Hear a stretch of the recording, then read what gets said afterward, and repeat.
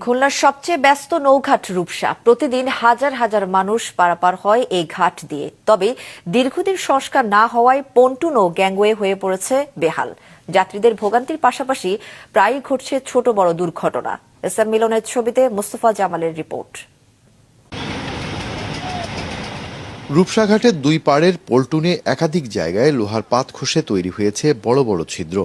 ভার বহনে দুর্বল হয়ে পড়েছে গ্যাংওয়ে। যেখানে সেখানে ইট কাঠের চালা বসিয়ে কোনোভাবে ঝুঁকি সামাল দেওয়ার চেষ্টা চলছে। সব মিলিয়ে পল্টুন ও গ্যাংওয়ে এক প্রকার ব্যবহার অনুপযোগী।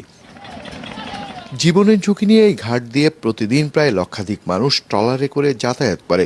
প্রায় ঘটছে ছোটখাটো দুর্ঘটনা। ঘাটের অবস্থা খুব ভালো না, অনেক জীবনের ঝুঁকি নিয়ে পারাইতে হয়।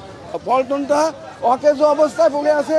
যারা অসুস্থ লোক তো কেউ পারই হতে পারে না, সুস্থ মানুষ হাইটে উঠতে পারে না নৌকায়। ওই মাঝে মাঝে লোহা উঠে গেছিল, উঠে গেলে ওখানে আঘাত, দ্রুত যাওয়ার সময় আঘাত পেতে হতো। অনেকের অ্যাক্সিডেন্টও ঘটেছে আমাদের সামনে।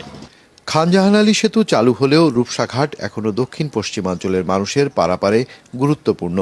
তবে অপ্রাপ্তবয়স্কদের দিয়ে নৌকা চালানো, অতিরিক্ত যাত্রী বোঝাই, রাতের বেলায় বাতিহীন নৌকা চালানো সহ নানা কারণে বেড়েছে ঝুঁকি, যা দেখার যেন কেউ নেই। 30 জন নেওয়ার কথা, সেখানে প্রত্যেক দিন 40 জন 50 জন। কালকে রাত্রেও আমি পার হয়েছি, প্রায় 60 জন ছিল। অনেক ছোট ছোট বাচ্চা দিয়ে এখানে নৌকা চালায়, তারা নিয়ন্ত্রণ করতে পারে না। নিয়ন্ত্রণ না করার ফলে অনেক দুর্ঘটনা মাঝে মাঝে ঘটে। গ্যাংওয়ে বা পল্টন যেটা পাবলিক অ্যাক্সিডেন্ট করে, দোষ হয় মাঝিকে। মাঝিরে ভালো নয়, মাঝি কি গ্যাংওয়ে পল্টন মাঝিদের? পন্টুনগুলো আদৌ টলার বা খেয়া পারাপারের উপযোগী না। বিআইডব্লিউটিএ বলছে ঘাটে শৃঙ্খলা ফিরিয়ে এনে জনগণের নিরাপত্তা নিশ্চিতে কাজ শুরু করেছে তারা।